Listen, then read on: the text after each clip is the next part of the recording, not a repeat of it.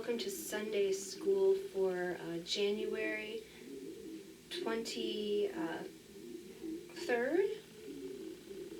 Yeah, I believe it's January 23rd, 2021. I hope you guys are having a great day and a great week. We're here today to learn more about who Jesus is and what he did. And what we're going to learn today, the most accurate account, is going to come from John chapter 2, verses 1 through 11. John chapter 2, verses 1 through 11. So, Jesus was at a wedding. So here's your bride and groom, all happy that they have gotten married and are together in that way. And he was at this wedding, and when he got married, or not when he got married, but when this couple got married, they also invited Mary, Jesus' mom. They invited Jesus, and they invited some of his disciples, and it was just a wonderful celebration. Back then, when they got married, they didn't just have the ceremony and then, a few hours of a reception. These celebrations were like a week long. People would take time off from work and just celebrate with the bride and the groom. Well, one of the things that they needed to make sure they had, especially for all that time that they had their guests, was food and drink. And part of the drinks that they had was wine. And, Mary realized that this couple had run out of wine. So she went to Jesus and said, "They're out of wine." Well, Jesus said, "Well, what does that have to do with me?" But he went to help anyways. And so there were some servants, and Jesus talked to the servants. And I should have drawn a picture of Jesus with them. So there's Jesus. And he talked to the servants. Mary had told the servants to do whatever Jesus said. She didn't give Jesus any instructions except letting him know that there was no more wine. She let Jesus decide how he was going to do it. And I know this is something that's really hard for us. We want things to happen an exact certain way, and so we pray and ask God to have it happen in an exact certain way.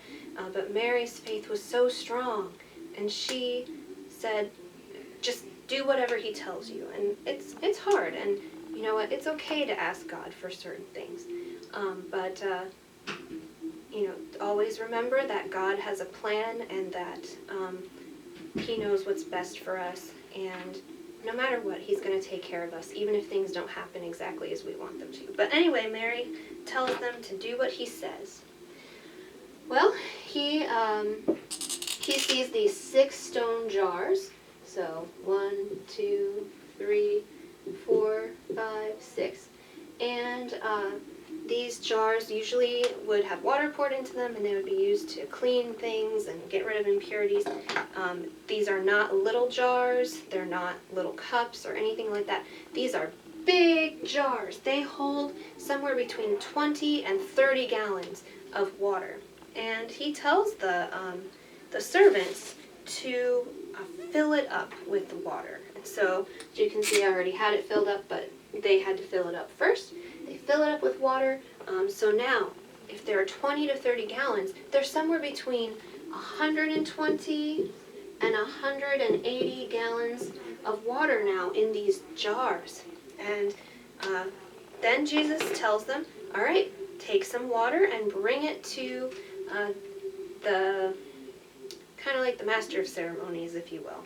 So one of them does that, and he walks over, and then there's him right there, and he brings it to the master of ceremonies in a cup, and the master of ceremonies drinks some of it, and he's like, wow, this is amazing. And he goes to the groom, and he goes, usually people bring out the less good wine first, and then they bring out the better stuff.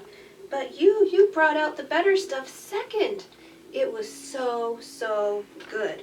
You see, when Jesus told the servants to draw some water out of the stone jars, it wasn't water anymore. they now had wine in those stone jars, and there was plenty of wine for the rest of the party, the rest of the celebration of the bride and groom's wedding.